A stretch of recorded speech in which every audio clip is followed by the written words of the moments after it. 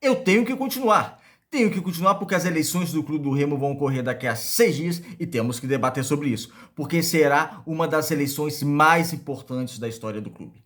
Meu nome é César Mairim, sou criador aqui do canal Bastidores, e aqui tratamos sobre futebol paraense. Se você não está inscrito no canal, se inscrevam, deem like no vídeo, porque é muito importante esse reconhecimento da parte de vocês com o nosso trabalho. Assim o YouTube vai entender que vocês estão gostando do nosso conteúdo e passar nosso conteúdo para as demais pessoas.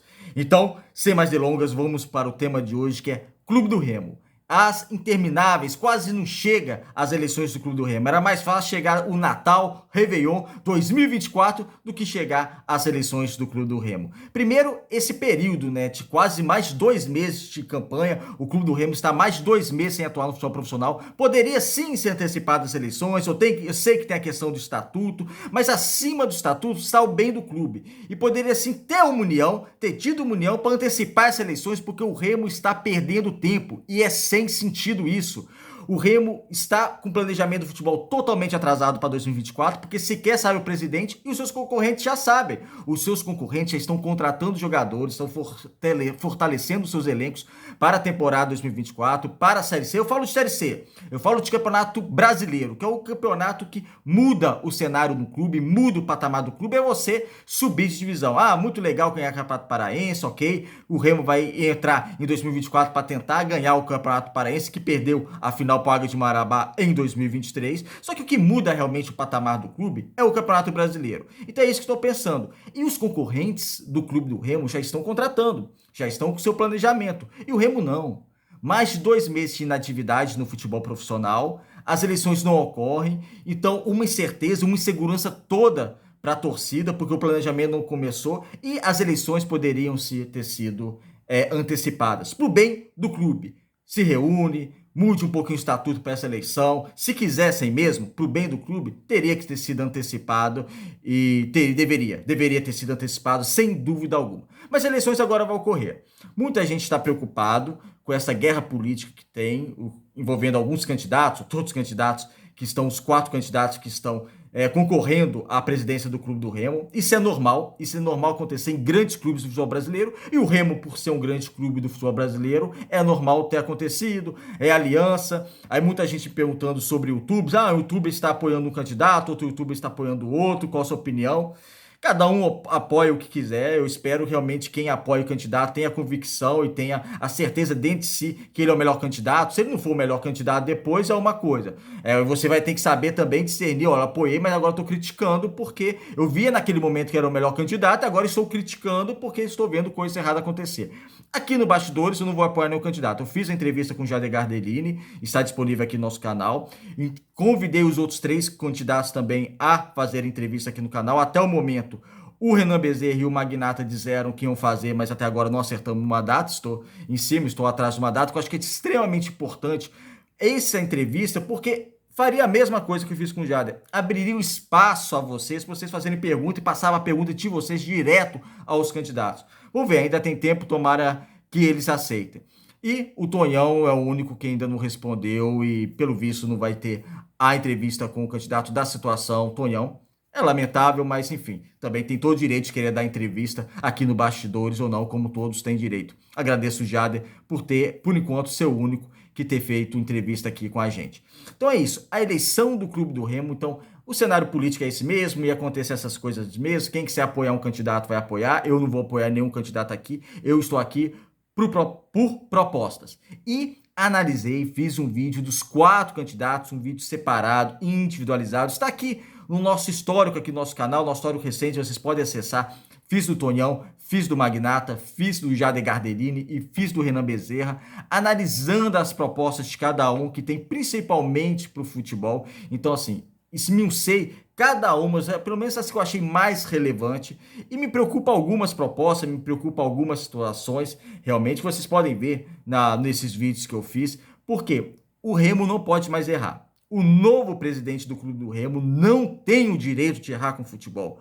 O futebol do Clube do Remo já está sendo sucateado há muito tempo. Antes mesmo da gestão Fábio Bentes. Fábio Bentes só complementou a má gestão do futebol. Porque o Fábio Bentes fez uma má gestão no futebol, isso é notório. Eu fiz um vídeo aqui falando da gestão do Fábio Bentes, pontos positivos, pontos negativos, não tem problema nenhum eu falar num vídeo pontos positivos de algum, pontos negativos da mesma pessoa. Comigo não é 880, eu sempre uso o meio termo, eu falo o que eu penso, eu fiz esse vídeo aqui, mas por gestão de futebol foi péssimo, foi muito ruim. E também veio de antes, o Remo não disputa com certa regularidade a Série B desde os inícios dos anos 2000.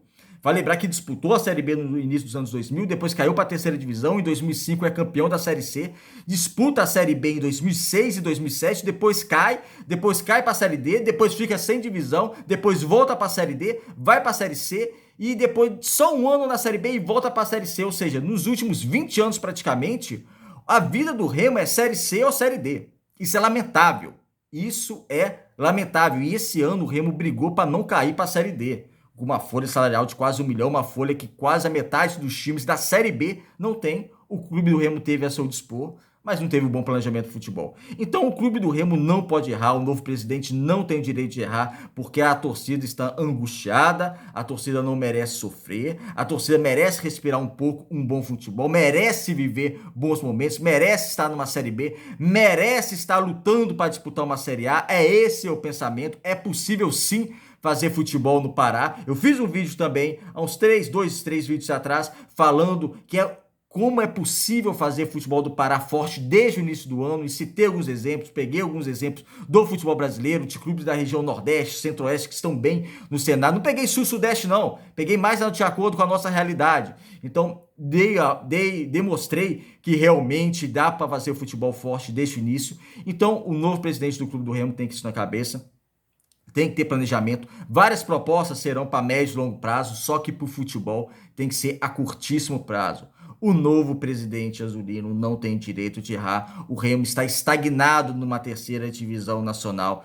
Um clube, como é a instituição do Clube do Remo, a terceira divisão nacional é o limbo.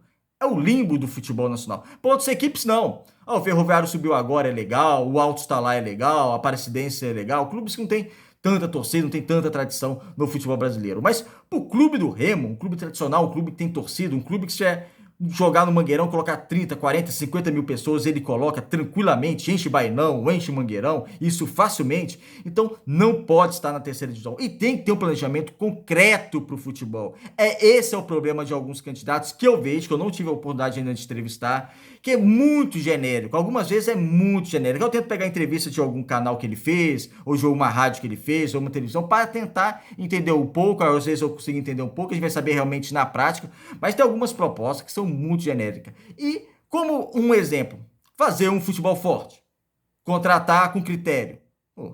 Uma criança de 10 anos fala que vai contratar com critério, fala que quer fazer um futebol forte, um futebol vencedor. Mas como, né? Como isso? Por isso que as entrevistas são importantes. Não todos, mas alguns candidatos, e isso eu esmiuço. Em cada proposta de cada candidato, como eu falei, está aqui no histórico do canal. Não vou falar aqui agora para não fazer um vídeo muito longo. Eu esmiuço cada proposta de cada candidato, vocês podem ver.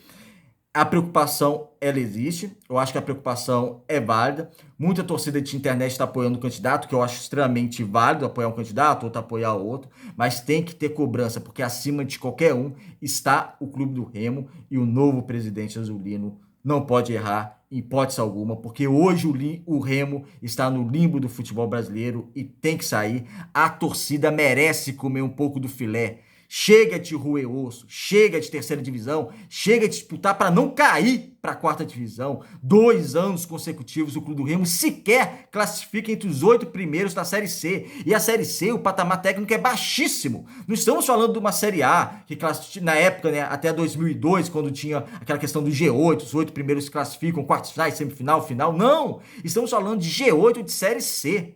E o Clube do Remo não consegue classificar nem no G8, então não pode errar mais no futebol. A diretoria azulina tem errado, igual eu falei, não é só nessa gestão, gestões passadas também tem errado muito no futebol. O futebol azulino tem sido maltratado e espero que o próximo presidente não maltrate o futebol azulino, coloque ele como prioridade, realmente ele tenha planejamento, tenha conhecimento e saiba contratar profissionais, não só jogadores de futebol, mas profissionais que fazem o departamento de futebol. Todos falaram que ia ter um departamento de análise e desempenho, cada um deu um nome diferente. Espero que realmente contratem e deem voz para esses profissionais, contratem bons profissionais, porque é disso. O Remo precisa de profissionalização do futebol, mais modernidade e precisa sair dessa terceira divisão. E é possível.